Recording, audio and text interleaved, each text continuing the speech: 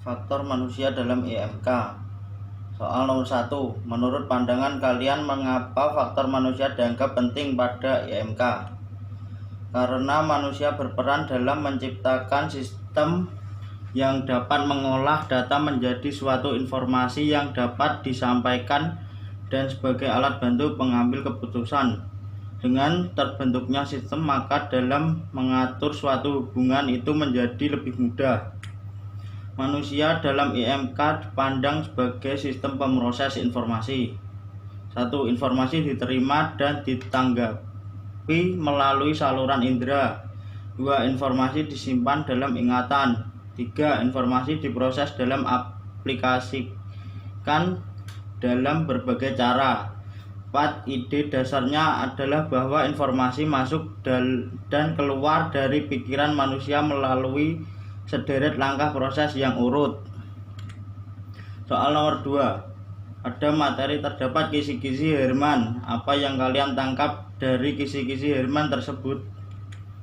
Dari gambar kisi-kisi Herman, 1. Pada gambar sisi kiri seakan-akan melihat ada titik putih di antara perpotongan garis vertikal dan horizontal. Pada sisi kanan seakan-akan melihat titik hitam di antara perpotongan garis vertikal dan horizontal. Soal nomor 3. Menurut pandangan kalian, seberapa penting penggunaan warna dan dalam sebuah desain interface? Warna merupakan hasil dari cahaya yang terbentuk dari 1. W, corak atau bentuk dari bermacam-macam warna. Intensitas kecerahan dari suatu warna. 3. Saturation, kejenuhan atau jumlah putih pada warna. 4. Penggunaan warna yang tepat akan membuat tampilan antarmuka menjadi menarik. Soal nomor 4. Mengapa dalam IMK jangan sampai ada kesalahan persepsi dan juga jangan sampai ada ambiguitas? Jelaskan menurut pendapat kalian. 1. Otak cenderung mencari makna. 2. Jalan persepsi menemukan makna seringkali satu arah. Konsekuensi terhadap IMK, jangan sampai terdapat kesalahan persepsi. Musuh dalam selimut IMK adalah ambiguitas. Ini contoh gambarnya.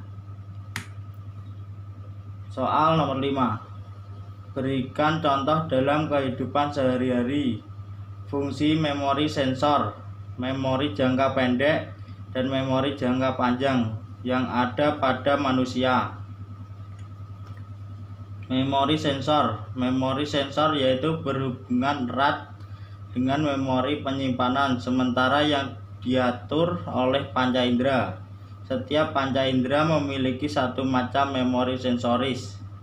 Memori sensoris adalah informasi sensoris yang masih tersisa sesaat setelah stimulus diambil.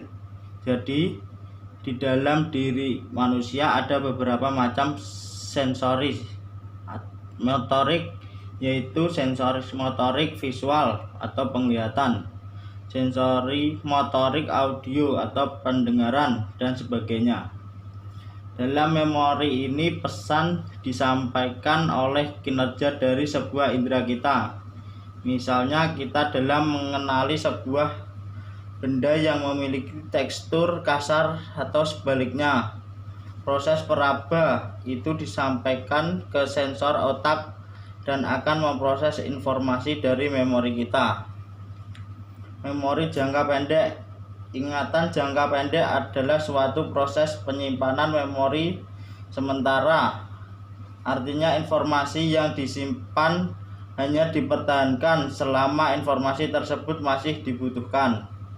Ingatan jangka pendek adalah tempat kita menyimpan ingatan yang baru saja kita pikirkan. Memori panjang. 1. Dalam memori jangka panjang ini merupakan pusat penyimpanan ingatan-ingatan serta informasi-informasi yang kita simpan. Disinilah tempat memori manusia utama yang tidak akan pernah penuh selama hidup kita. 2. Proses masuknya informasi ke dalam ingatan jangka panjang tetap melalui tahap memori sensoris. Pada tahap ini informasi dari luar yang diterima oleh indera diubah menjadi impuls-impuls neural sesuai dengan masing-masing fungsi indera. Kemudian impuls-impuls neural yang mengandung informasi ini diteruskan ke ingatan jangka pendek. Sekian dan terima kasih.